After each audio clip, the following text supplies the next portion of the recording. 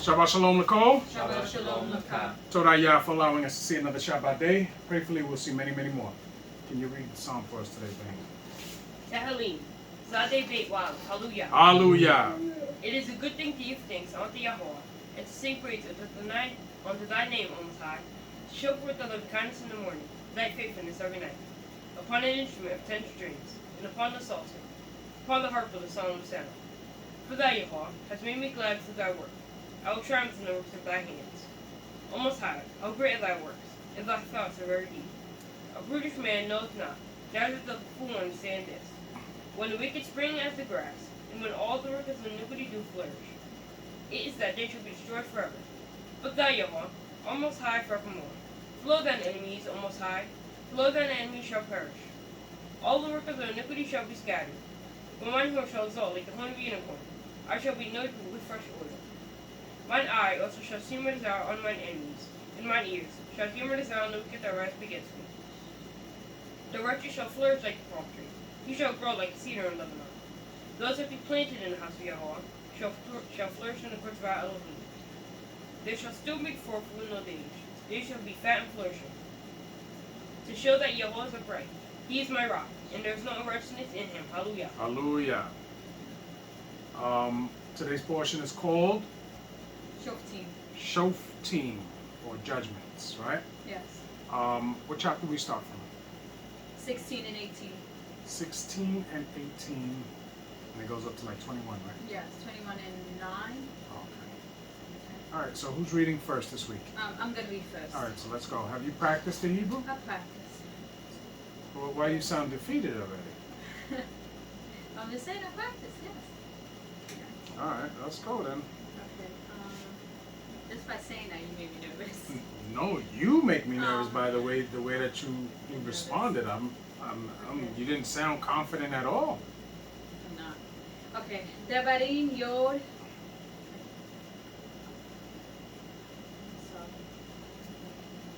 Hey, wow. Yod. Zayin. Hallelujah. Hallelujah. Shoftim. Wishot. Rim. Titan. Leka. Bikal. She'areka. Asher. Yahovah. Eloheka. Notain. Leka. Lish. Ba. Teka. Wishaf. To. 2. Wishaf 2. Et. Ha'am. Mishpat. Mishpat. Zedek. No. Zedek. Lo. Tate. Mishpat. Lo. Takir. Panim. Willow.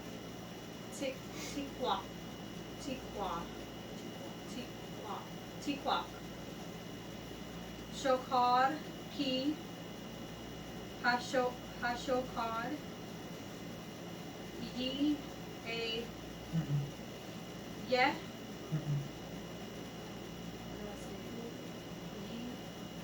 Yeah. Oh, yeah. A. Where? I don't know how to say that. Yeah, I'll wait. Wait, what is it? Yeah, I'll wait. Yeah, I'll wait. Okay. I don't know how to pronounce that. Okay. Okay. That's a dalet or a resh? Rich. So why you say wade? I'm saying wait. Where? Where? Where? Mhm. Okay. Ani. Amen. Ane. I see the test like I'm sorry. Kakamim. Wesa lake. Wesa lake. We sell it. No, we sell it. Wesa lake. Dibre. Zadi queen. The word was What? we salif. Wesa lake. We salif. Wesa lake. Yes. Okay, now I'm at Antoine. Zedek. Tirdof. Lema'an. T-K-Y-A. I don't know how to say that. Tikya. Okay, Tikya. Where yard top. At we where yard top. How would you say it? With Yarashta. Oh, with Yarashta. Okay. Et haaretz asher Yahovah Eloheka notain lek. Hallelujah. Oh, lak. Hallelujah. Oh yeah. Okay, let's start at 18. Okay, now I'm going to read the English. Judges and officials shall thou make thee in all offices, shall thou make thee in all thy gates, which Yah thy Elohim doth giveth thee, throughout thy tribes, and they shall judge the people with just judgment.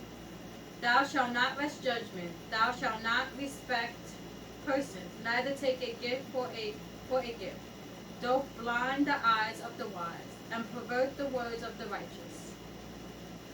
This which is altogether just shalt thou follow, that thou mayest live and inherit the land which Yah thy Elohim giveth thee. Thou shalt not plant thee a grove of any trees near unto the altar of Yah thy Elohim, which thou shalt make thee. Neither shalt thou set thee up any image which Yah thy Elohim hateth. Hallelujah. Hallelujah. That's it? Yes, I'm going to 17 now. I'm sorry, I'm trying to fix this thing here. Hold on one Okay. second. What was it that was being told there? Because I wasn't paying attention. It just said about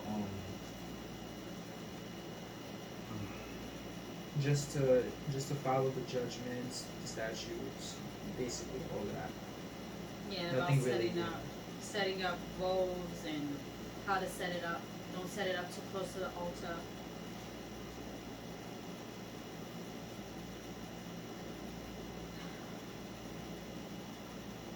What's the matter with you? Why are you breathing like that? Oh, just breathe. It's okay. Alright, so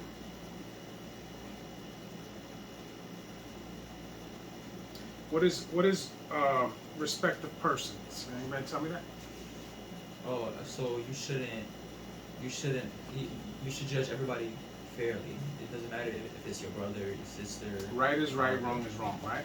So it doesn't matter who it comes from. Mm-hmm. If it's somebody that you say it's one of your brethren that you friendly with, he's wrong, he's wrong. And if you're in that judgment, then you have to deal with righteousness no matter what. You understand? Just like if he's right, you stand up for that too.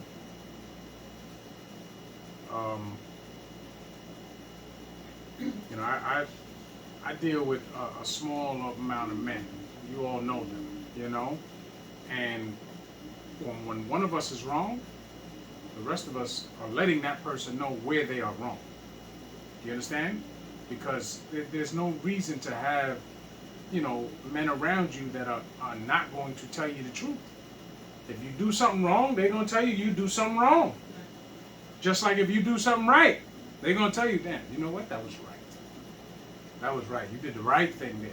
You understand? We don't move like that.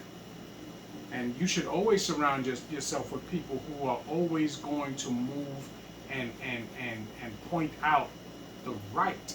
That you shouldn't have anybody that's going to condone your bad behavior at all. Too many people condone bad behavior. I don't associate myself with people that deal in bad behavior. It's just not what I do. Tamshi. Okay. So you're in 16? 17? 17, right. All right, let's go. Okay. I want you to read the whole thing in Hebrew. Okay. I'm starting at 1. Thou shalt not sacrifice. That's not Hebrew. That's unto English. Yah. I know. I can't read the whole thing. You know that. So you're just going to tell me yes and not But do you it? can't. You know I can't read the whole thing. Why? I can try. No, of course you can read the whole thing in Hebrew. You just don't want to. I can try. But no, I know. But I'm just saying, why would you Right. do that? Why would you say yes? So you're just going I thought to you tell were me just- whatever I want to hear? But You see, that's not what you want. You don't want somebody to tell you what you want to hear. Because she clearly knew what I was saying, right? She's just trying to be argumentative. Let's go. Okay. Thou shalt not sacrifice unto Yah thy Elohim any bullock or sheep wherein is blemish. Right, a blemish, right? Which is Right. why would you not sacrifice an animal that is blemished? Because that's not your best. It is not your best. The reason why you're giving up of an animal is because our forefathers were shepherds. So their animals are very precious to them. Yes? Yes. So clearly, if you're going to say, I'm going to give up the animal that was born with only 3 legs, is because you know that that animal is going to have a hard life. So you're just pretty much giving up your weakest thing.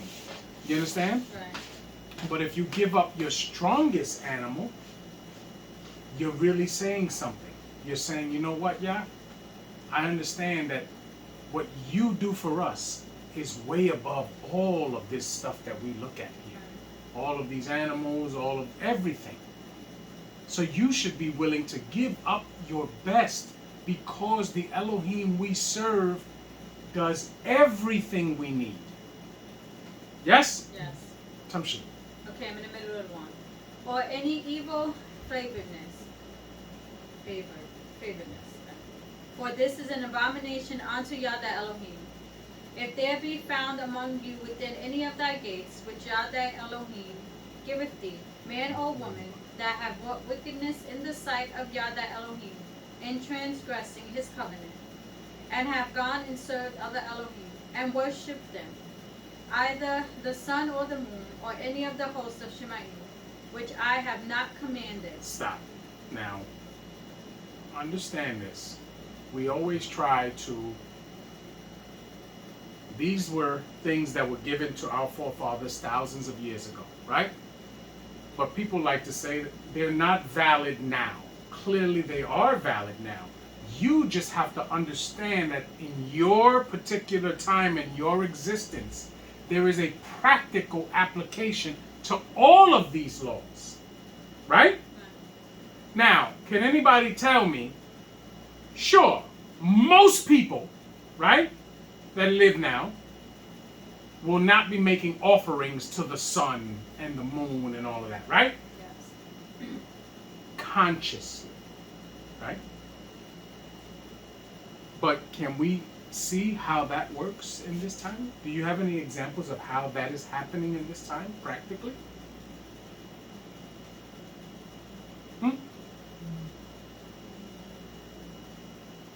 There are people that deal in zodiac signs, yes? Yes? Yes. And where do they get their information for zodiac signs? From the constellation. Right? What is a constellation? Like the shape of the sun. The moon, the way the stars and the moon work together and all of that stuff, and how things, you know, when things appear and how, all of that stuff, right? Yeah. That stuff is what is being talked about. Because if you're saying, I'm not going to date him because he is a Gemini, that means that you have put stock into the service of the moon and the stars and the sun and all of that stuff. Right? Tamshi. MF4. And it be told thee, and thou hast heard of it, and inquired diligently. And behold, it be true, and the thing certain, that such abomination is wrought in Israel. Then thou shalt bring forth that man or that woman, which have committed that wicked thing, unto the gates, even that man or that woman, and shall stone him with stones till they die. So now, the penalty for that is what? Death. Death. Yes? Tamshi. 6. At the mouth of 2 I gave you witnesses- guys homework last week, right? No. Yeah. Not at Are we sure? Or was it the week before and I forgot to say anything? all. No. I asked for something recently, and I can't 100. I got it all on video. I will go back. I will go back.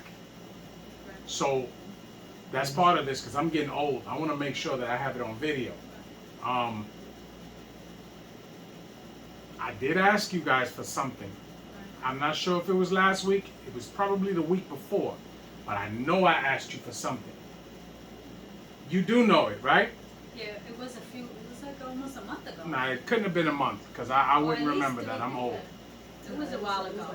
Yeah, it So was. now everybody knows it was No, something. no, What was it it, was. Kalel? What was it? was a while Hold ago. on.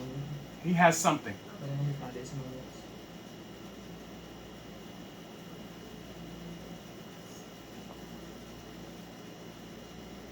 Oh, we had to find one law in Devarim hold on. We had to find a law that was recreated. Not recreated. Not- reiterated. Right. Reiterated in Right. With Devarim. all of them are reiterated. Yes. I wanted you to pick a law Yes. that was reiterated in Devarim and do what with it? And just like name the chapter and verse and match it Right. up with in And when did I tell you to do that? August 5th. What's today? September 3rd. So it was like 3 weeks ago, right? Maybe 3 weeks ago. And nobody ever did it? I did. You did it? So why nobody ever brought it up? We'll do it at the end. All right. Alright, I'm at 6. So, Tamshi. Okay, 6. At the mouth of 2 witnesses or 3 witnesses shall he that is worthy of death be put to death. But at the mouth of 1 witness he shall not be put to death. Stop. So now, at the mouth of 2 witnesses Right. or more, can someone be put to death for a death penalty sin? Yes? Now, if I am walking somewhere and I see a man of B'nai Yisrael and we are living under the guiles of these laws, right? And I see a man murder another man, but I'm the only one who sees it, right? Does that man go unpunished? No. So no, how does he get punished? No. Because Yah sees all. Yes? Right. So now, this law is speaking specifically, because remember, this portion is called what? Shoftim, judges. Yes? Yeah. This is dealing with the human part of it, because we are being formed into a government, right? So for us to put someone to death, we have to have 2 or more witnesses. Yah does not fall under any of these laws. These are for us to govern ourselves. Yah knows all. Yah will take care of the sneaky murderer. Yah will take care of the sneaky adulterer.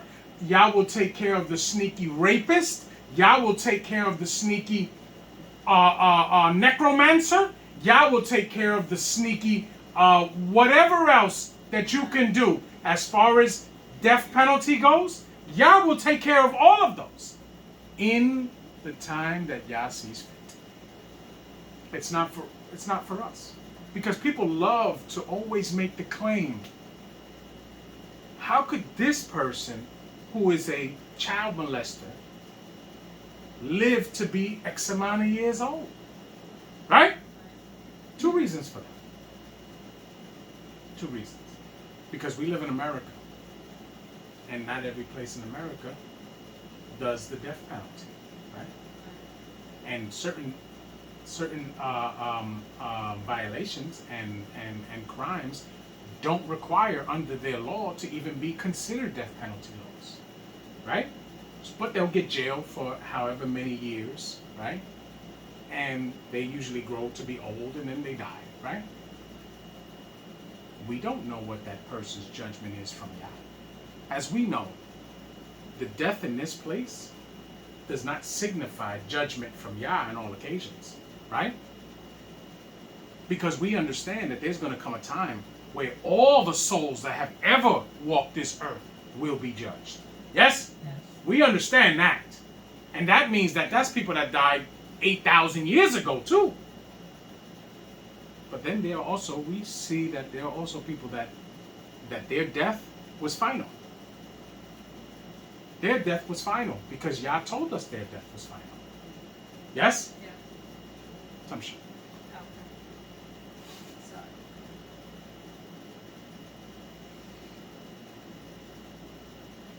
I'm at 7. The hands of the witness shall be the first upon him to put him to death, and afterward the hands of all the people. So thou shalt put the evil away from among you. So now, this is where people get that that phrase that says that the person who accused them should throw the first stone, right? So this is the situation. Those two witnesses that actually brought up the charges that this person deserved to die, after the trial is over and the judges see that that person is to die, those witnesses are the first ones to throw the stones. Do you understand? Yes. You have to put your actions behind what you said. You're the first ones to throw the stones. And I don't know if any of you have seen even imagine the level of violence there is to kill somebody with stones. You understand? Because what happens is they tie the person to a rock where they can't move. And they begin to throw rocks at them while they're alive until they're dead. So if you could imagine the level of violence it is for that. It's not like you hang somebody and it's over in seconds. You understand? This is real stuff. You see this. And it will deter you, or it should deter you from doing any of the things that it talks about. Yes? Tamshi. 8. Wait, can I say something? Yes. But even with the two more witnesses, they could still be lying. Huh? They could still be lying. This is the point. And do you think that they would be getting away with that lie? Because why? What would be the purpose of them throwing the first stones? I don't know, like I a know. vendetta. I know. You hold on. She asked the question, but she's not thinking of any answer other than what she wants to hear. So think about it again. Why would they be throwing the first stones if they were lying? Well, in your hypothesis, if they were lying, right? The law says that they have to throw the first stones, right? What just happened? What just happened?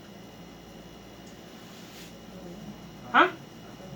I mean, to be honest with you, I don't think that there would be many cases. This is just a something that you're bringing up out of the air. I don't think that would be happening because they still have to go through a trial, right? And it has to be proven that they had done this. So I don't think that would happen. But we're going to just deal with that, right? Why would that not happen? Can you tell me? What were you going to say? I was gonna say that if they throw the first stones and he dies, that's murder. Murder. Bingo. So do you think anybody's doing that? Okay. So clearly, that hypothesis is not going to happen. Do you understand what I'm saying? Because, one, there's a trial that has to take place. So just because you bring up charges, they have to be able to prove those and substantiate those charges. Do you understand? You've seen court trials before, right? The state can bring up charges on anybody. They have to prove it beyond a reasonable doubt. Yes? So this is even more intense. So there has to be proof to the fact that these charges were brought up. But even if they can somehow bypass all of that, do you honestly believe that someone or two people are going to purposely commit murder knowing that what's going to happen to them? Because Yah sees all. You understand what I'm saying?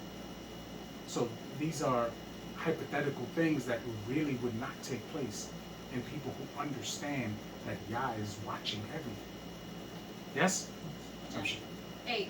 If there arise a matter too hard... Here it does happen. I'm sorry. Here it does happen. Clearly, it happens all the time here. But remember, this government is not ran on righteousness. This government is not ran like that. This government does not have any Elohim that they consider that they answer to. we do. Tamshi. Okay, 8. If there arise a matter too hard for thee in judgment, between blood and blood, between plea and plea, and between stroke and stroke, being matters of controversy within thy gates, then thou shalt arise and get thee up into the place which Yah thy Elohim shall choose. And thou shalt come unto the Kohanim and the Levim. This And is your unto- answer too, Ariana, And for that situation. Because they go to the Levi'im, right? And the Levi'im, the Kohen Hagadol is wearing something. What does he wear? Is it the Doom and the Right. Because it's on the chest plate. It's on the Right. breastplate. Right. The Umim and the Thumim. Yes? Yes. None of us really know what the Umim and Thumim literally are. But it is a way that Levite, who is the Kohen Hagadol, communicates with Yah. Do you understand? Yes. So it is like understanding that is the hotline. There's no interference. That's the hotline. So when it gets to that point where they can't figure it out, they go to the Kohen Hagadol and he inquires of Yah. Do you understand? Yes. Tamshi. And unto the judge that shall be in those days, and inquire, and they shall show thee the sentence of judgment. And thou shalt do according to the sentence which they of that place, which Yah shall choose. And what's that Shall- place that Yah shall choose?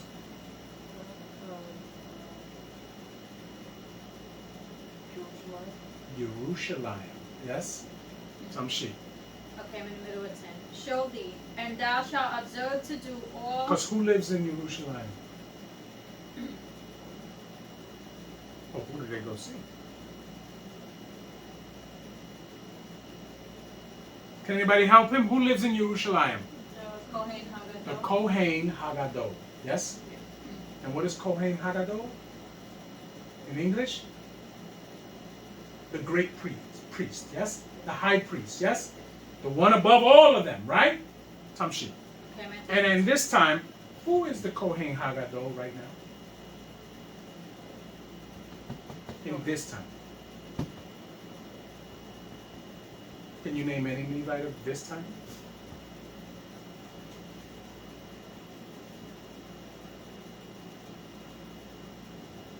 Who's Moshe's brother?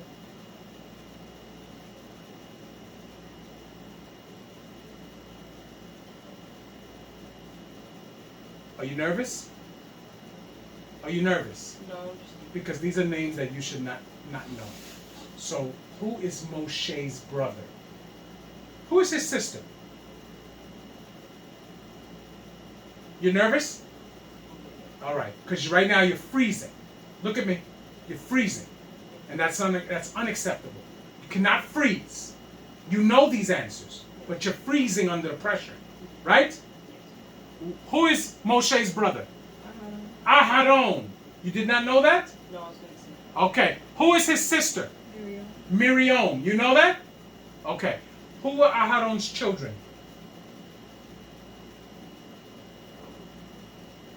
Do you know?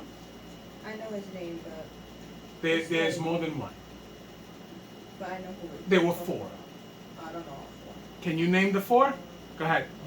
Nadab, Abihu, Elazar, and Ithamar. Okay, Nadab and Abihu are dead, right? Because they died because what did they do?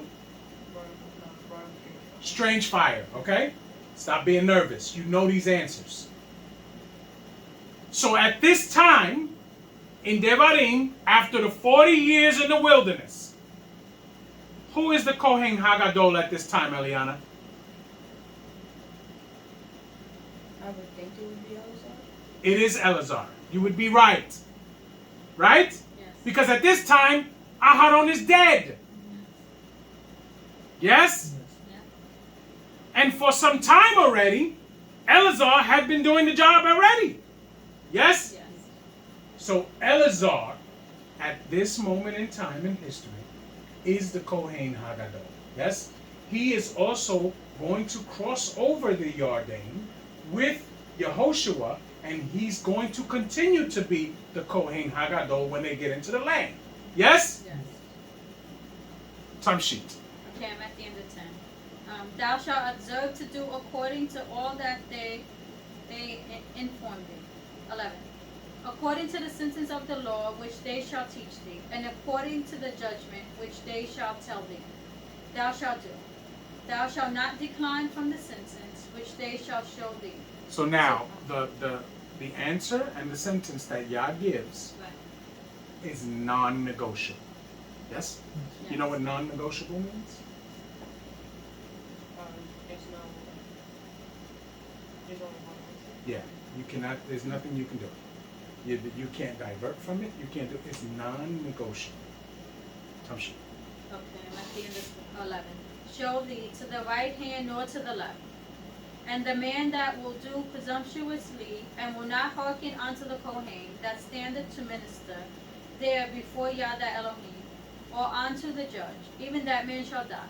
And thou shalt put away the evil from Yisrael. Mm-hmm. So anyone that goes against what Yah has already prescribed for them to do is going to be put to death. Yes? Yes. Tamshi. 13. And all the people shall hear and fear, and do no more presumptuously. When thou art come unto the land which Yahweh Elohim Can anybody giveth thee. give me an example of where we read of something like this happening? Something similar. And it happened to a man of power and prestige.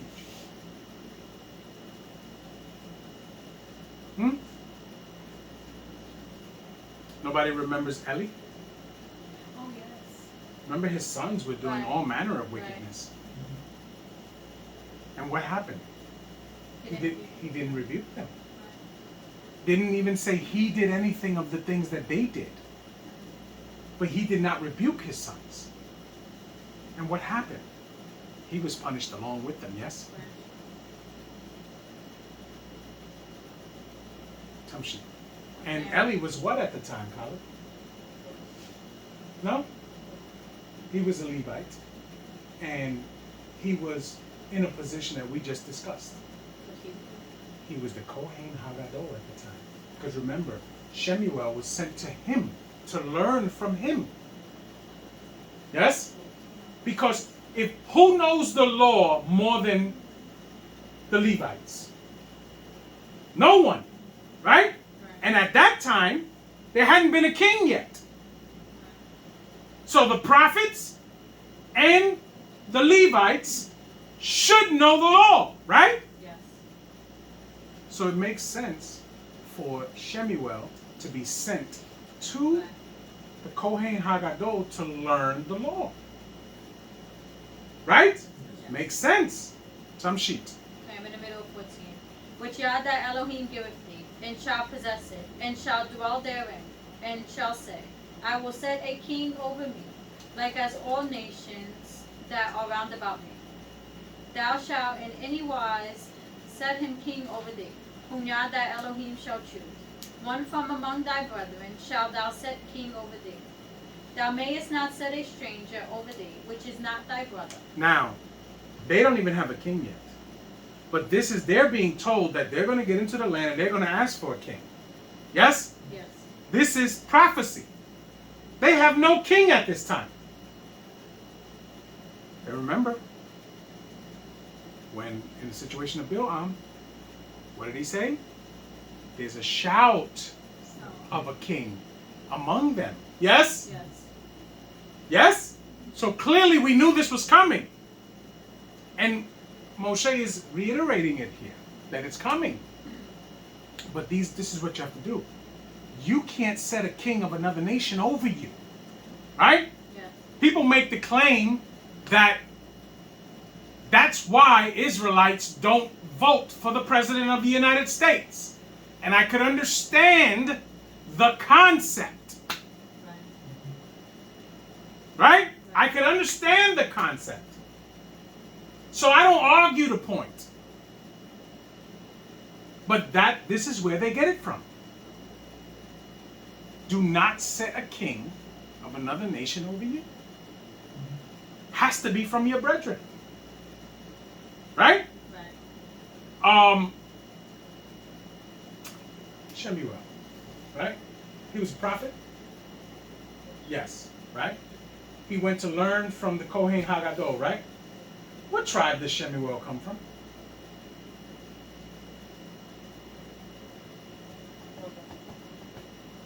You don't know, you don't remember. Okay, because you do know. You just can't retrieve it right now. What tribe does Shemuel come from? Well, I'm just gonna say it's either Yehuda or Ephraim Why would you pick either one? because Yehuda is the king tribe, right? But he wasn't a king. Right? He anointed the king. He anointed the first king and the second king. Because he was the prophet. So it was Ephraim, because it wasn't Ephraim the prophets. No, it doesn't. Well, he was Ephraim, but that's not all the prophets were Ephraim. The majority of the prophets were Levi. But he definitely was Ephraim. And there were kings that were Ephraim because when the nation split, the head of the northern kingdom was Ephraim. Yes? So of course they had kings that were from Ephraim. But the original, the way it was, it ended up being was Yehuda because of Melech Dawid. You understand? Because of who he was and how he moved. That was different. But yes, Shemuel was from the tribe of Ephraim. Okay? Tamshi. So I have a question. So is that why the kingship stayed in Yehuda because of Dawid? Yeah. Because of Dawid. Oh, Yeah. That was it. It's the only reason, because of Dawid. Because remember, the first king of Yisrael, human king, was from what tribe? Benjamin. Wasn't even Yehuda. Oh, I thought Yehuda was the king tribe because he was the only brother to he was different than all his brothers because No, his characteristic is different. The original Yehuda, the original his characteristic was different. Right? But Yisrael was never supposed to get a king. Yeah, you're right. It just worked out that way. But Melech Dawid being who he was, and Yah loving Melech Dawid for how he was, is the reason why the king line, the official king line, will come from him. Do you understand? yes. Wait, What? What? Could a king ever be Levi? 'Cause Huh? I know Levi is the Kohanim, but No, they're not all from the line of the Kohen Hagadol. no, it won't work that way. They have their own position. It won't work that way. And then when there is a king, Now, prophets, Right. yes. Prophets, there have been many prophets that have been late. Many prophets. But not kings. But go ahead. and then when there is a king, him Yes. and the Kohen Hagadol, who's higher? The king makes all the decisions, and he is the authority because he's the highest judge, right? But when it comes to spiritual matters, right, he's always going to defer to the Kohen Hagadol. When it comes to things that human beings can't control, remember, the Kohen Hagadol answers to the king. But when it's above the king, he has to go to the Kohen Hagadol for him to inquire of Yah.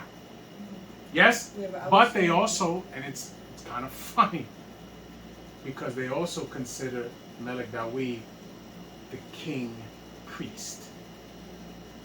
He was different. Do you understand? At one time, he wore the breastplate. He was different. He ate the showbread. He was different. Do you understand? Yeah. So, it's with him is a gray area. He was a different dude. A lot of his responsibilities bled off into other areas. You understand?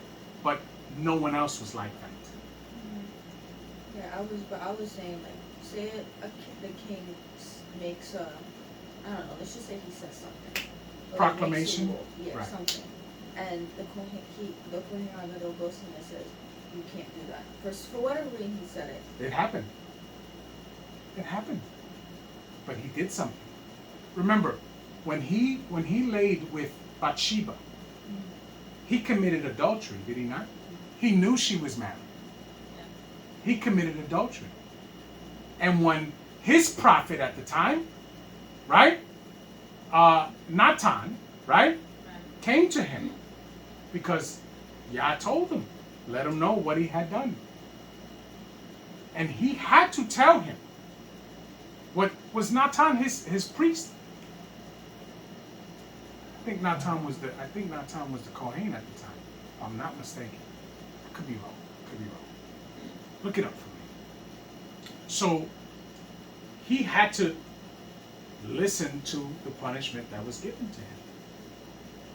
He's not above the pun. He's not above. Remember, a king is nothing more than a servant. Yes. So he has the same rules as everybody else to follow.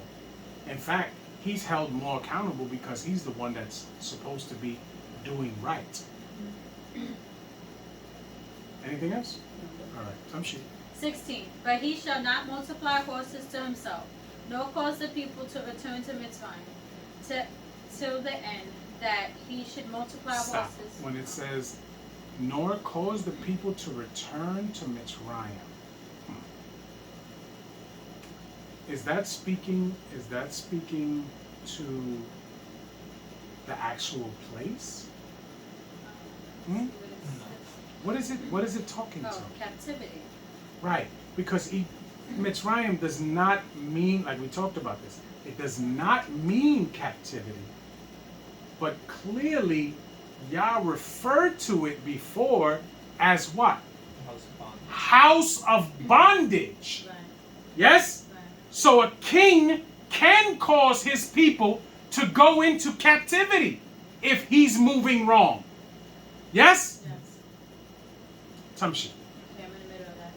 To the end that he should multiply horses, for as much as Yah hath said unto you, ye shall henceforth return no more that way. Neither shall he multiply wives to himself. Stop. Right? Can a king have more than one wife? Yes. Yes. Because this is not speaking to that. This is telling us of what's going to happen. Right? Because Melech Shlomo goes and has 1,700 wives, 300 concubines, 1,000 women, because he was marrying into nations to take over those nations. Yes? Yes. Where he messed up at is he allowed the women to coerce him into bowing his knee and offering to their Elohim. Yes? But clearly it is not speaking to all the kings of Israel, because clearly Melech David had multiple wives. Right. And Yah says what? Melech David is a man after his own heart. Yes? Yes. Yes? Yes. So clearly that's not the case. This is speaking to the situation with Melech Shlomo. Where's your shirt? Where's your kippah? Where's everything? You came out looking different. Tamshi. I'm going to read that. Start from 17. Neither shall he multiply wives to himself, that his heart turn not away, neither shall he greatly multiply to himself silver and gold. You see? So this is directly speaking to what the situation happened with Melech Shlomo. He was blinded by all of the things that he multiplied to himself. We discuss this all the time. Melech Shlomo reigned the same amount of time as his father. His father reigned how many years? I don't know. 40. His father reigned 40 years. Okay. Shlomo reigned 40 years. The difference is Shlomo became king at 17 years old. And he died very, very shortly after his 40-year reign. Right. So some people say he died at 57, some people say 59, but Wow. everyone is under the understanding that he didn't even make 60 years old. Okay? And he died. Time sheet. 18. And it shall be, when he sitteth upon the throne of his kingdom, that he shall write him a copy of this law in a book, out of that which is before the Kohen, the Levim. Kohanim, Kohanim, the Leviim. And it shall be with him, and he shall read therein all the days of his life. So now, the king is responsible to write out the Torah. And he is supposed to read from the Torah every day. Tamshi.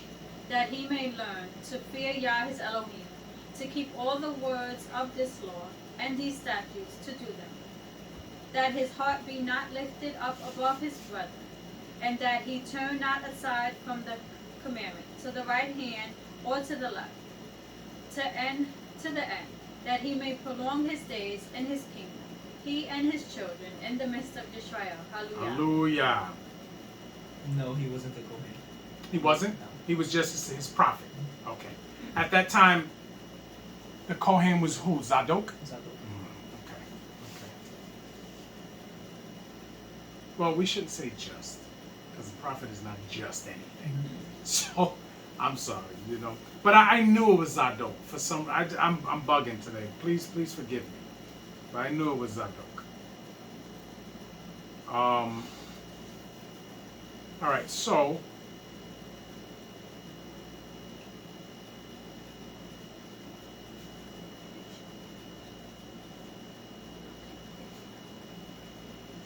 who's reading 18? I am. You are? Tamshi. Devarim Yod Ket Wa'aleph. Hallelujah. Hallelujah. Lo, Yihya, Lako, Hanim, Hal, Liim, Kal, Shebet, Levi, Kalek,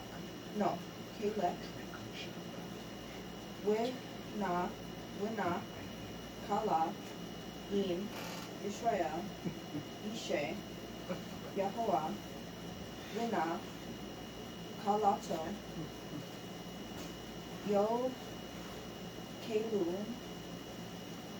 Wina, Kala, Lo, Yihya, Lo, Bih, Querev, Ekal, Yahuwah, Hu, Na,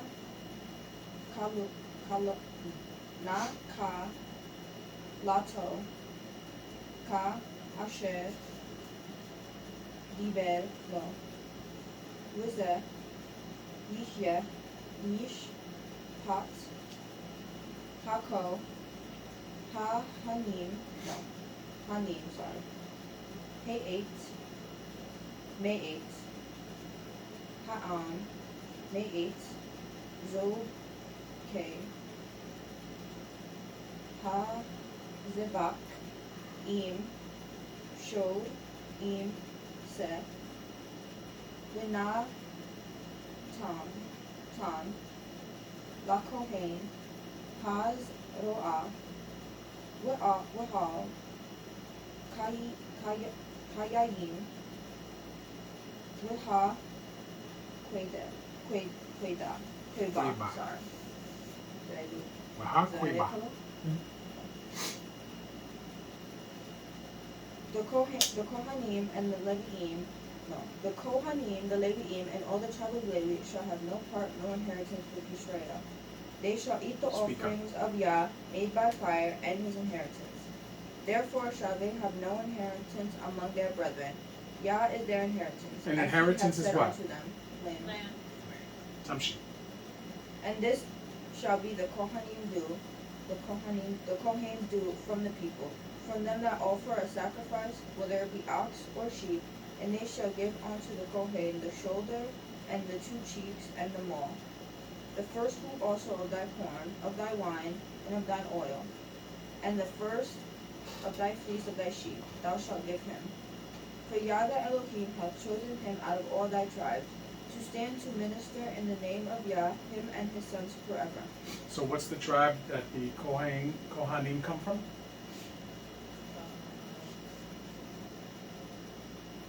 She just read it. Stop being nervous. No, you shouldn't have forgotten. You just read it. What tribe is Moshe from?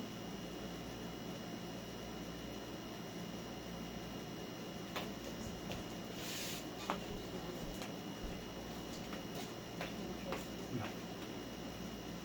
The 4th son of Yaakov. No, 3rd son of Yaakov. There you go. Please. Start paying attention because she just read it. Yes? Yeah. Tamshi.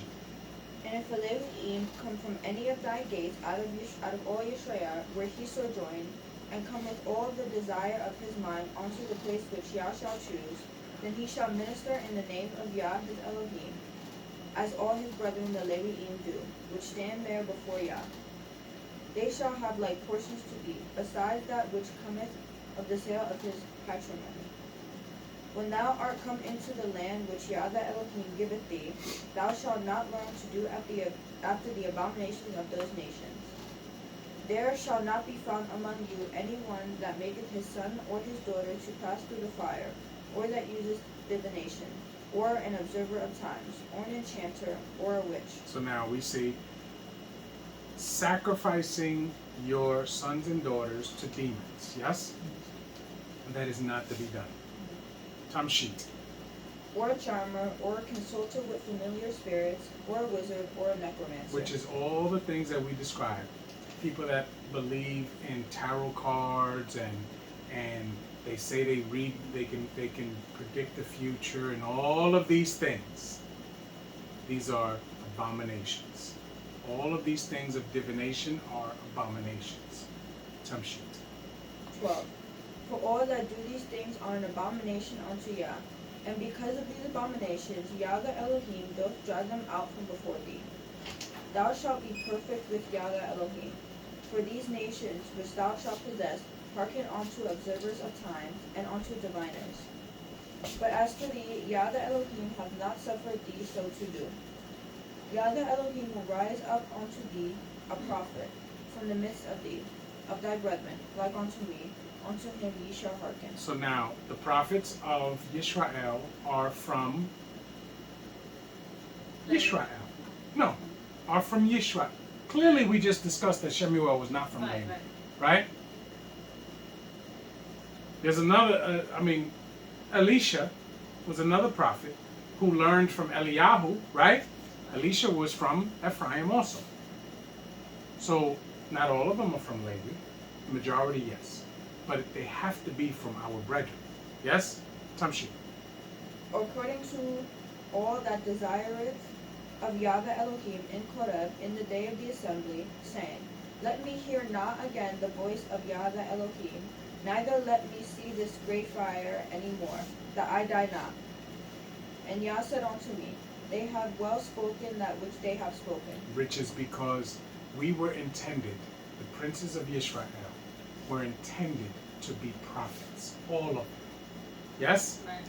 And all of them were intended to do the job of priests. Yes? Yes.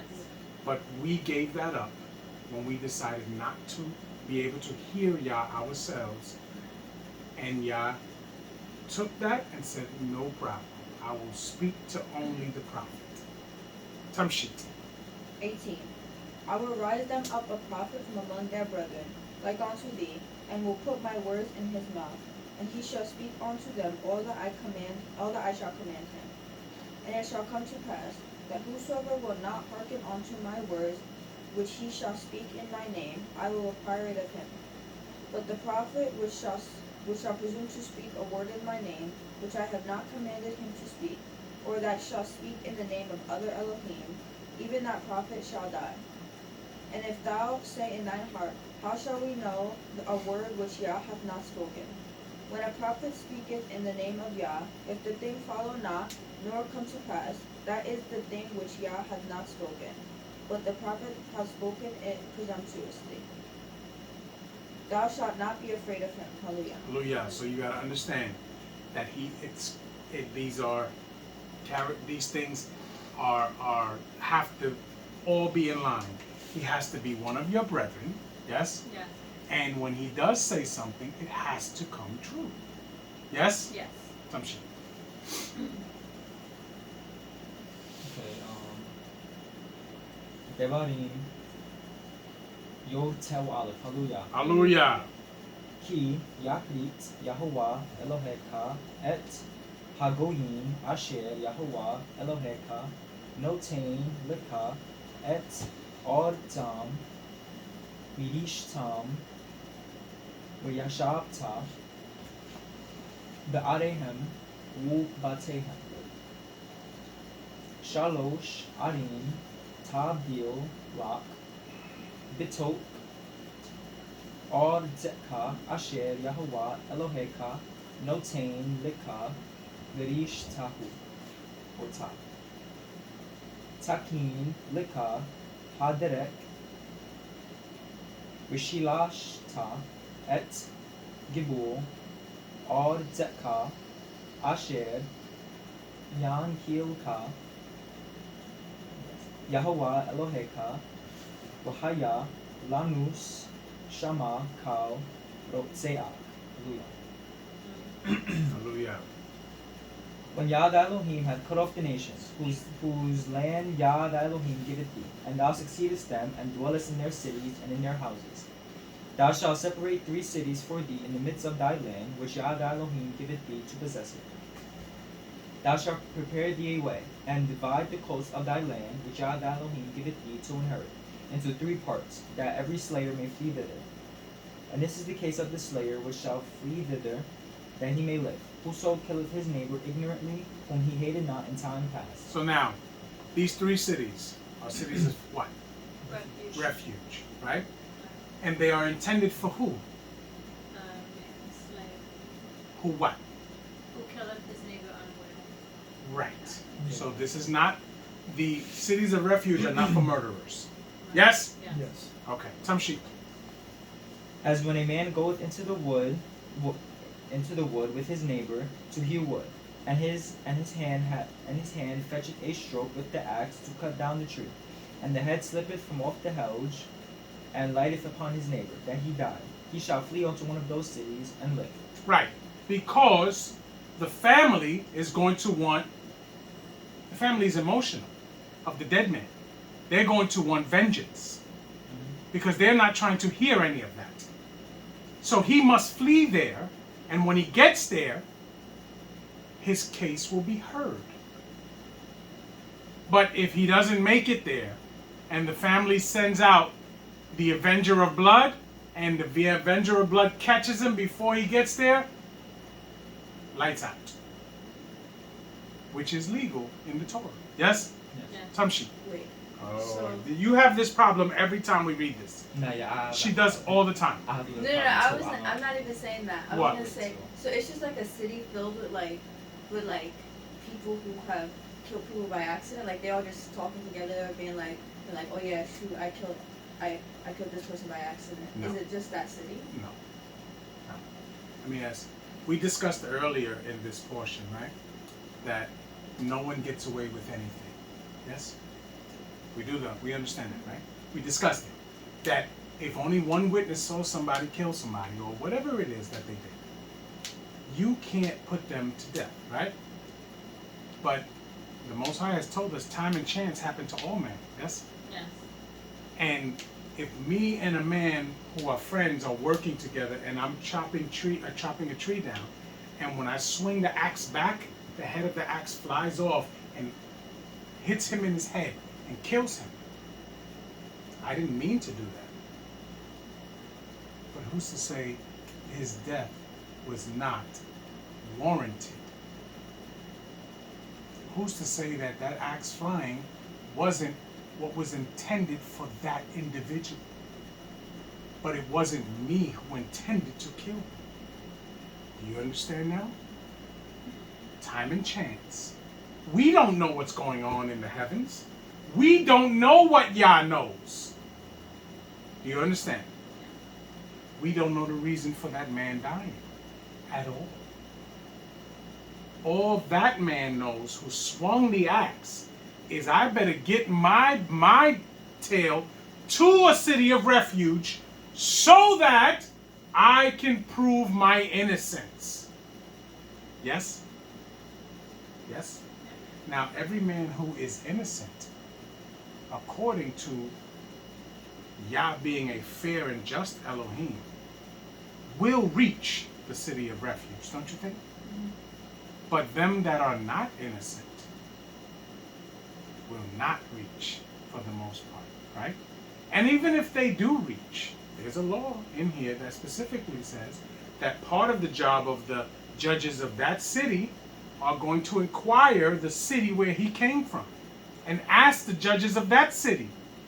Did you ever hear if Fulano over here had a problem with Joe over there? Yeah, they always bickered. They've always had problems. Oh, really? Take him. They send him right to them. And those judges handle him. They kill him in their own city. Or they hand him over to the Avenger of Blood is what they do. Do you understand? Yes. So, the law is perfect. And I understand that you're looking for rational, in your mind, rational understanding. But the law is perfect. Tamshi. Did that answer your question? But what you just said, like him and him used to bicker all the time, that don't mean he murdered him. But what does it say here? What does it say here? I don't know what it says. It says if they have not had trouble in times past. Do you understand? Mm-hmm. So it's hard to not remember. The reason why they send him back is because they're getting a lot of, it's not just the bickering, but they're getting a lot of information from the city where he comes from. Mm-hmm. Maybe that man told somebody, I'm going to kill this dude. And they know about it. Do you understand? Yes. So it's a lot of information that's coming out. I just used one little bit of the thing.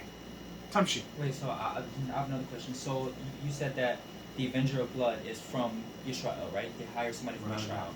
Without a doubt. So it's a position. So why do they take the money? What are you talking about?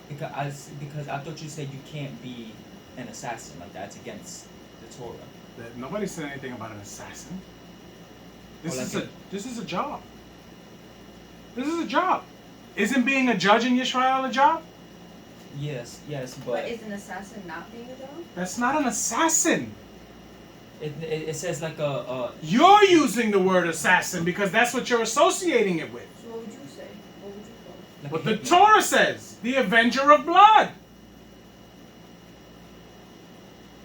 That's what I say. You're using the word assassin because you watch movies. I'm not using the word assassin. The Torah doesn't use the word assassin. Do you understand? See, you're looking at the actual act of him killing someone else. Yes? Mm-hmm. But you're not looking at the fact that it is a position in Yisrael. And there are going to be situations where the people that are innocent, Yah is not going to let innocent blood be shed. Yes? Yes? Not according to what his Torah says. So those men will reach. The ones that are not innocent, they won't reach. And if by any chance they sneak through, they get sent back. Mm-hmm. The Avenger of Blood will get them. Yes? Okay. Does that fix things for you or no? And I'm not trying to be funny or anything, but you're saying it's a job. So you get trained for that. Like as a kid, you can say I want to be an Avenger. We discussed this the last time we read this portion, right? Like there are soldiers. There are soldiers that are among them that have killed nations. Do you understand? Mm-hmm. That not everybody can kill.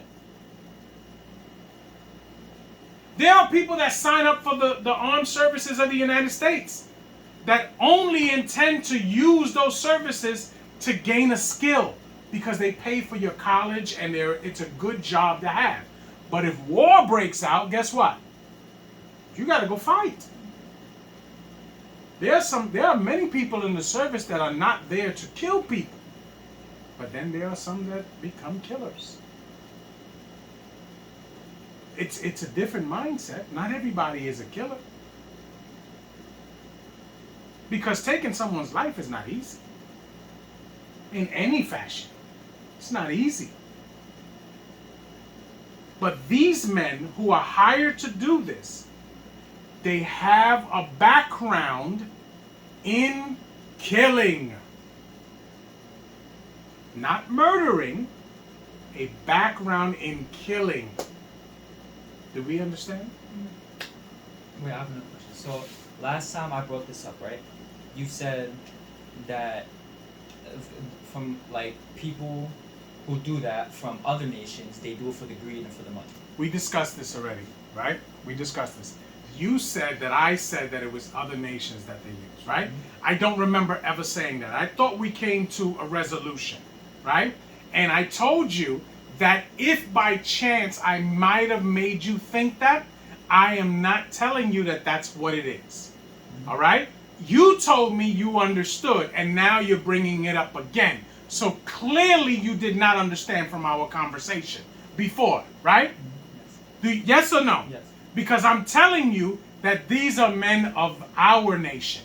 Yes? Yes. So what is your discrepancy here? So yes, you did tell me that it's not from other nations. Okay. I did get that. Okay. And you said other nations do it.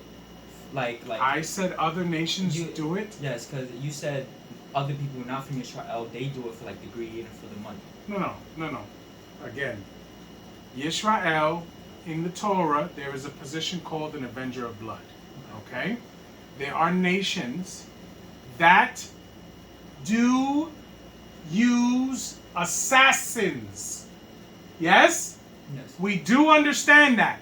And their assassins are sometimes called hitmen, but those situations are done under the umbrella of their crime lifestyle. Yes? Yes. Drug dealers, when I was growing up, had stick-up kids and gunmen on payroll that they would send to kill and rob other drug dealers. Do we understand? Yes. That is not Torah. The mafia has hitmen on payroll that they use to kill other mobsters. That is not Torah. Yes, I Do you get it now? I do. Tamshi. I was on 6. Lest the avenger of blood pursue the slayer while his heart is hot, and overtake him because the way is long, and slay him, whereas he was not worthy of death, inasmuch as he hated him not in time past. Wherefore I command thee, saying... So now, this right here, the avenger of blood pursueth the slayer while his heart is hot. What does that tell you?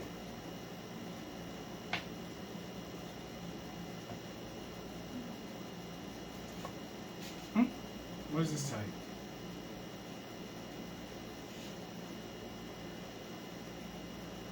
This implies to me that the slayer, the revenger of blood, is someone that had a connection with this person that was killed.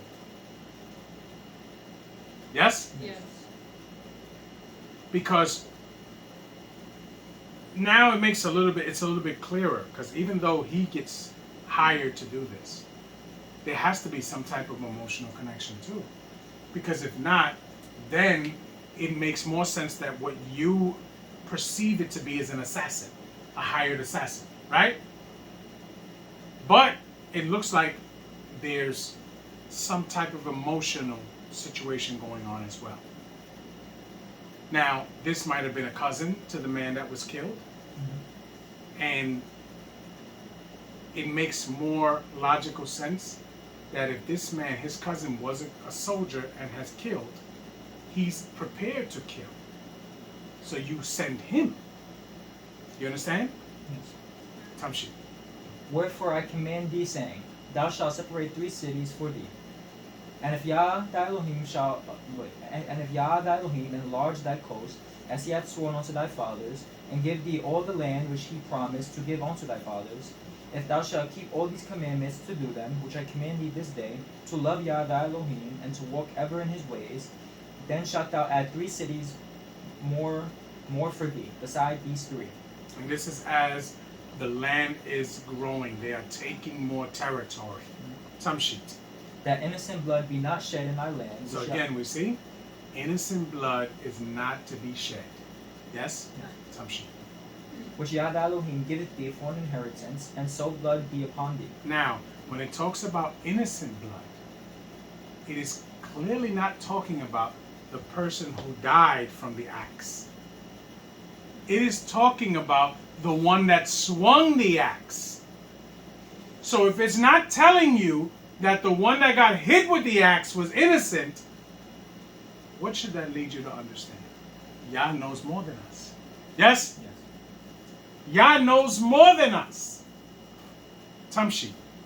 But if any man hate his neighbor, and lie in wait for him, and rise up against him, and smite him mortally that he die, and fleeth into one of these cities, then the elders of his city shall send and fetch him thence, and deliver him into the hand of the avenger of blood, that he may die. So now, the elders of his city will go to the other city and say, hold up, he planned it. He wanted to kill him. Give him to us. They have to give him to him, and they will hand him over to the avenger of blood.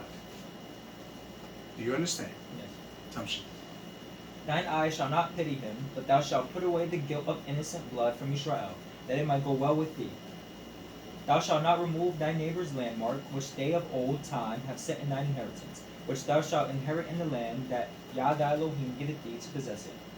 One witness shall not rise up against a man for any iniquity, or for any sin, in any sin that he sinneth. At the mouth of 2 witnesses, or at the mouth of 3 witnesses, shall the matter be established. If a false witness rise up against any man to testify against him that which is wrong, then both the men between whom the controversy is shall stand before Yah, before the Kohanim and the judges, which shall be in those days. And the judges shall make diligent inquisition. And behold, if the witness be a false witness, and hath testified falsely against his brother, then shall ye do unto him as ye had thought to have done unto his brother. So shalt thou put the evil away from among you. And those which remain shall hear and fear, and shall henceforth commit no more any such evil among you. And thine eye shall not pity him, but life shall go for life, eye for eye, tooth for tooth, hand for hand, foot for foot. Hallelujah. Hallelujah. So now, remember what it says.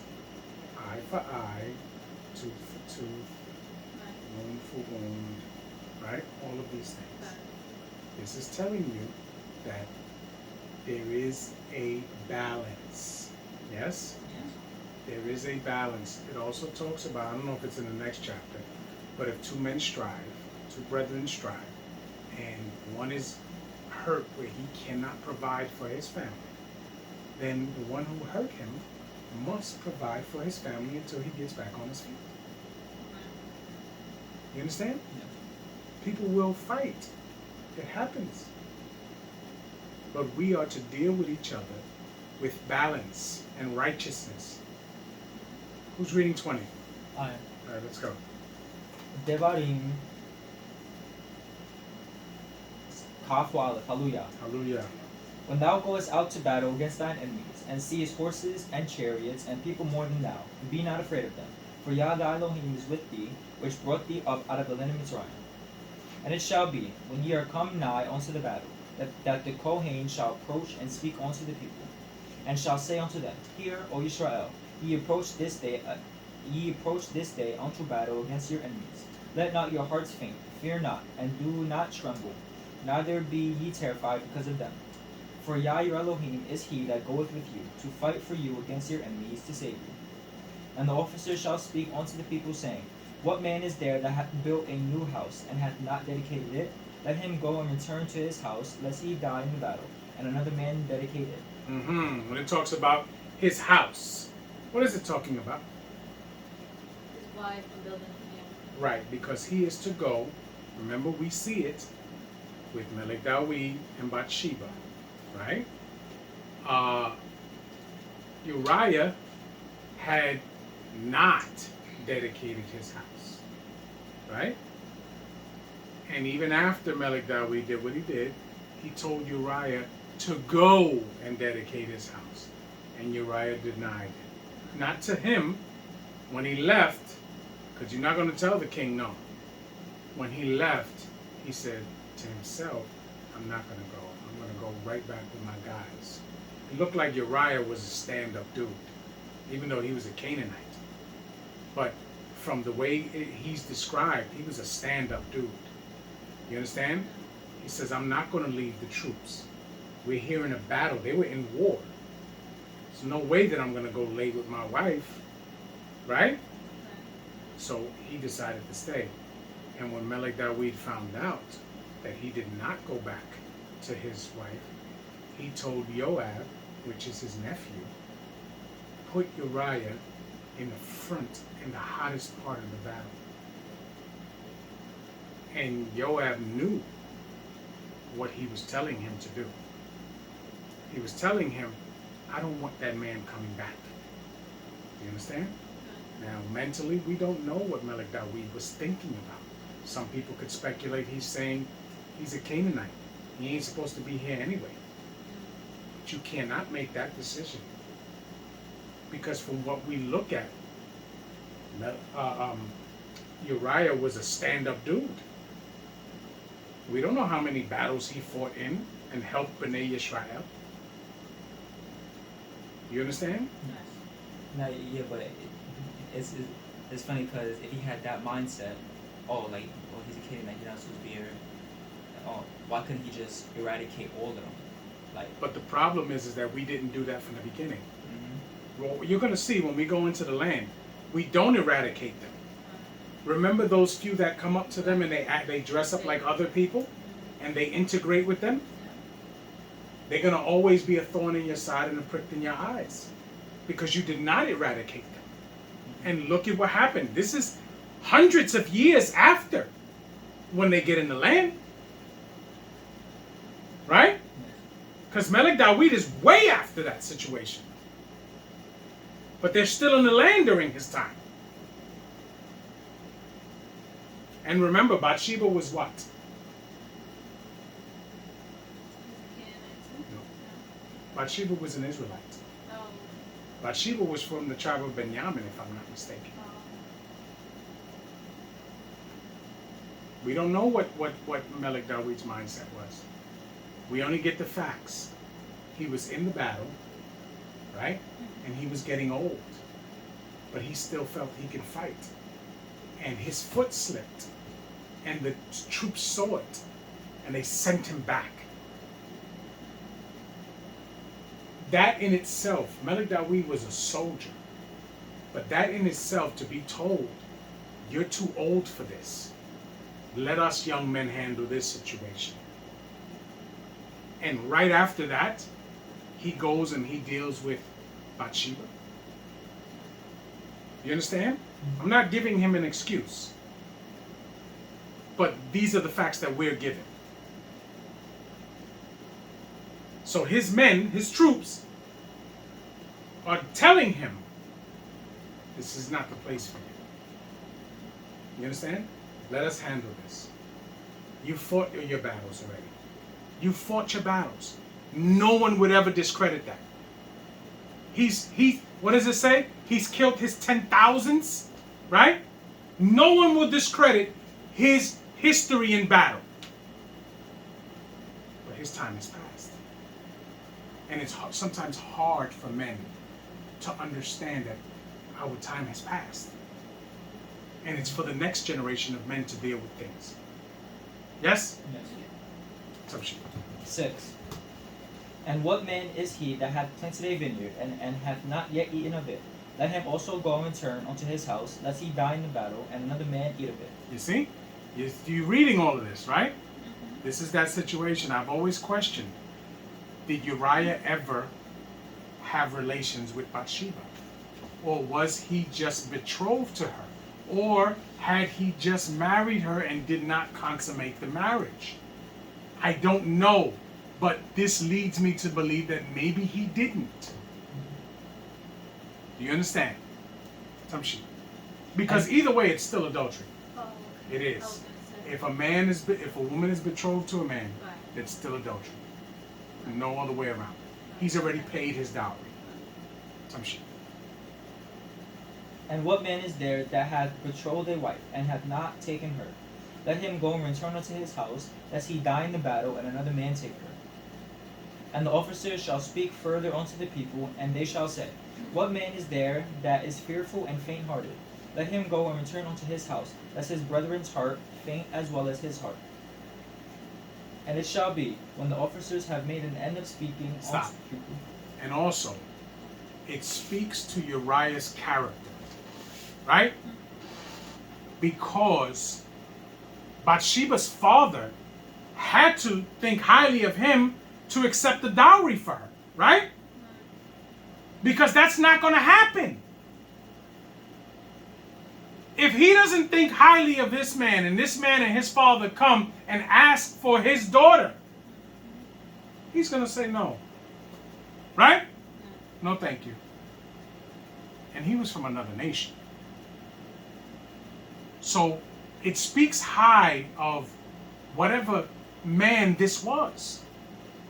Because we don't get any negative in the scripture. It's not a lot about him, but we don't get negative of it. But what we do get is the facts. Bathsheba's father accepted his dowry, or accepted him to be her husband. Yes? Yes. Tamshi. And it shall be, when the officers have made an end of speaking unto the people, that they shall make captains of the armies to lead the people. When thou comest nigh unto a city to fight against it, then proclaim peace unto it. And it shall be, if it make thee an answer of peace, and open unto thee, then it shall be, that all the people that is found therein shall be tributaries unto thee, and they shall serve thee. And if it will make no peace with thee, but will make war against thee, then thou shalt besiege it. And when Yah thy Elohim hath delivered it into thine hands, thou shalt smite every male thereof with the edge of the sword. But the women and the little ones and the cattle, and all that is in the city, even all the spoil thereof, shalt thou take unto thyself. And thou shalt eat the spoil of thine enemies, which Yah thy Elohim hath given thee. Thus shalt thou do unto all the cities which are very far off from thee. So now, this is a verse that people have a problem with, right? Because it says, but the women and the little ones, right? People say, well, that's the children. No, that's the young women. Yes? Because they're not taking the boys. All the males are dying. Yes? Yes. So the women and the little ones take for yourself. Because those little ones will be put in the house, as it says in Shemot 21, right? And they will be raised up by the older women. And when they get to the age where they can marry, they will become somebody's wife. Yes? Yes. Tamshi. Thus shalt thou do unto all the cities which are very far off from thee, which are not of the cities of these nations, but of the cities of these people, which Yah thy Elohim doth give thee for an inheritance. Thou shalt save alive nothing that breatheth. But thou shalt utterly destroy them, namely, the Kitzi, and the Amori, and the Kenai, and the Perizi, and the Kivi, and the Yebusi, as Yah thy Elohim hath commanded thee, that they teach you not to do after all their abominations which they have done unto their Elohim. So should ye sin against Yah your Elohim. When thou shalt besiege a city a long time, and making war against it to take it, thou shalt not destroy the trees thereof by forcing an axe against them. For thou mayest eat of them, thou shalt not cut them down. For the tree of the field is man's life, to employ them in the siege. Only the trees which thou knowest that they be not trees for meat, thou shalt destroy and cut them down. But thou shalt build bulwarks against the city that maketh war with thee until it be subdued. Hallelujah. Hallelujah. So now, those nations that they talk about, all of their people must die. You understand? You don't leave anyone alive. That's what it was supposed to be. Now, the trees that it says you can cut down, right, are the trees that don't actually provide things to eat. Right? So you have an oak tree. We don't eat anything off of an oak tree. Right? So you can cut that tree down to make houses and to burn and to do all of that stuff. But the apple tree, you don't cut the apple tree down. Right? Because the apples, we can eat the apples. Yes? The banana tree, you don't cut that down. The coconut tree, you don't cut that down. The mango tree, you don't cut that down. Because that provides food. Yes? Yes. Some shit. You're next, right, Caleb? Yes. Okay. Let me see how. He told me he read all of Bereshit in Hebrew. Let's see what he does. I just want to know. I just want to know how good he's getting. Devarim. Kaf Aleph or Aleph. Hallelujah. Hallelujah. Ki Yimatse Kalal Ba'adama Asher Yahuwah Eloheka. Wait 1 minute. Notain Lika Lirish Ta. Is it Ta? Ta.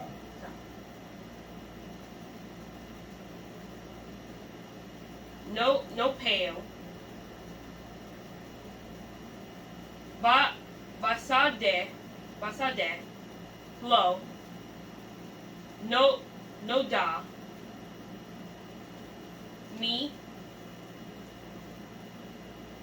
Hika. Is that it? No. Hikahu. Hikahu. Right. Wiyats.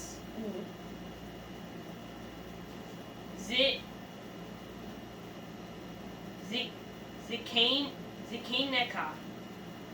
Kwe. Zikweneka. Zikwe Neka. Because you gotta pronounce that yod.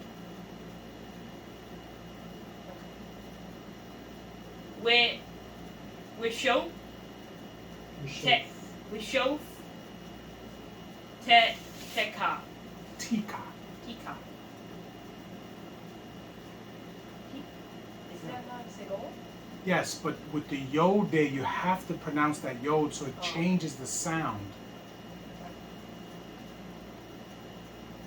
Wu. It could be Teka or Tika, but you have to pronounce that yod. Wumad Du El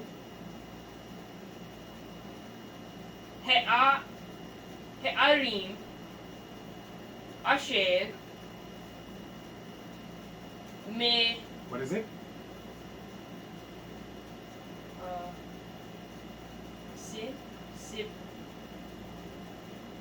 Sibibot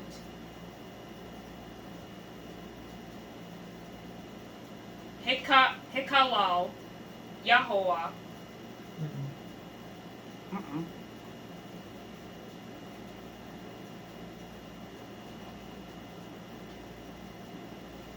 Wihaya. Oh Rahaya Ha'ir Hak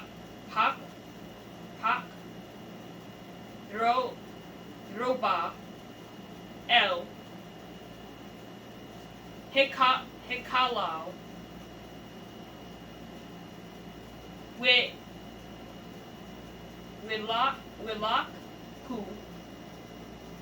Wilak Ku Zikne Ha'ar Hahiu No, it's Ha'ir. Ha'ir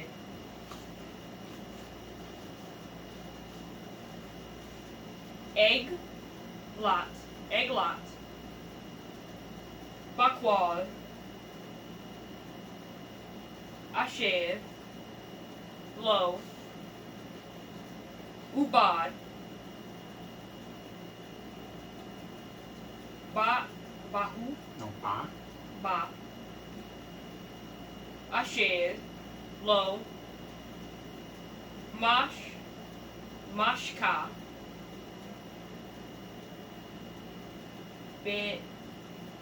Be'o. Hallelujah. Hallelujah. And it sounds like you read all of Galatians.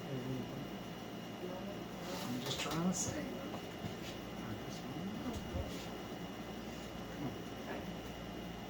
If one be found slain in the land which Yah thy Elohim giveth thee to possess it, lying in the field, and it be not known who hath slain him. So now again, if it be not known, which means what, Eliana?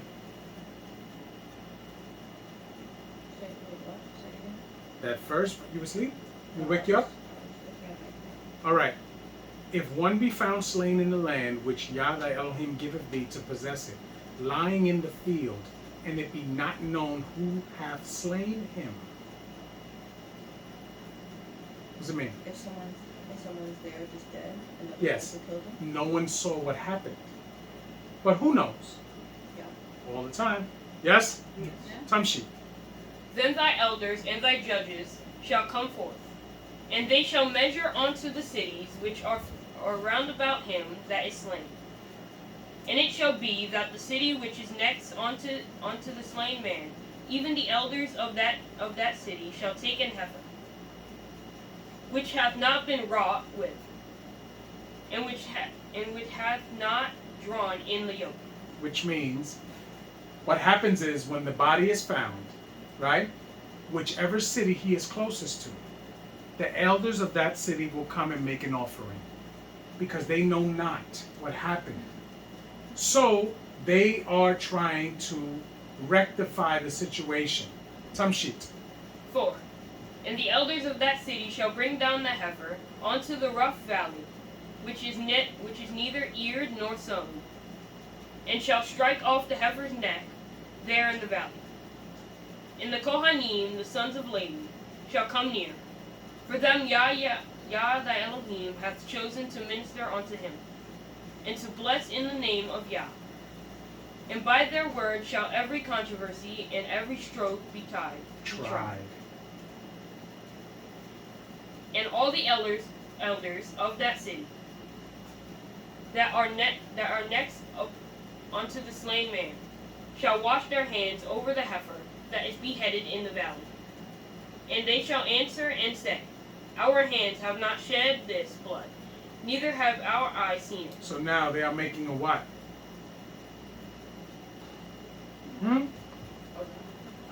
Yeah, they are vowing the fact that they're not covering for anyone. You understand? Right. Tamshit.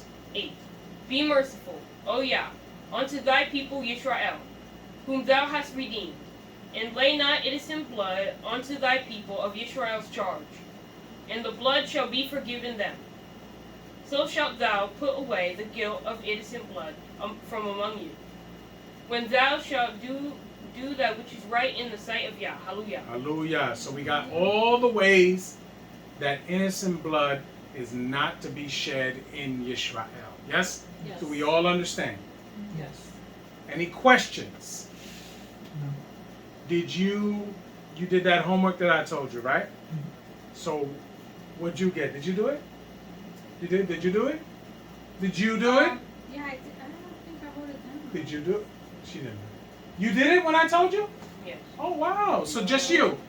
I did. Hey. Oh, me. So the I one did so it, the but I so can't the remember. so the one that doesn't come from me No, is I the one did that it, didn't but do I can't it. remember where I wrote it down at, but I did Yeah, it. she did. Very Remember? interesting. But I can't remember where I wrote Very it down at. interesting.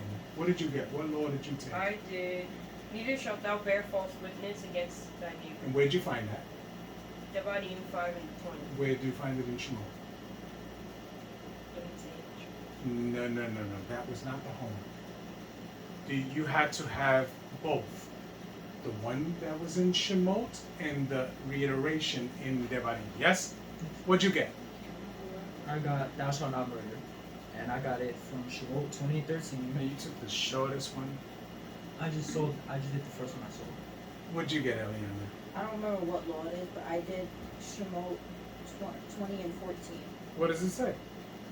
Commit adultery. Because it's right after murder. So that's what I did. And then where did you get it reiterated at? Devarim 5 and 18. Right after. We didn't do it together. No, We did a full subject. I didn't even know. You know, I would love for you have to pick something very intricate. Like you could have picked so many laws that are way more intricate. Those are very direct. You didn't do wrong. You just took the easy way out, and I don't really like when you take the easy way out. You understand? You could have took so many other laws that have way more, moving parts to it, and done it that way. But you went the easiest route. And some of me doesn't respect that. Part of me does not respect that at all. All right, let's do it this way. Next week, think of a more expansive law that has moving parts, and give me the reiteration in Devarim. Did you hear that? Yes. Okay. With that being said, we're going to break.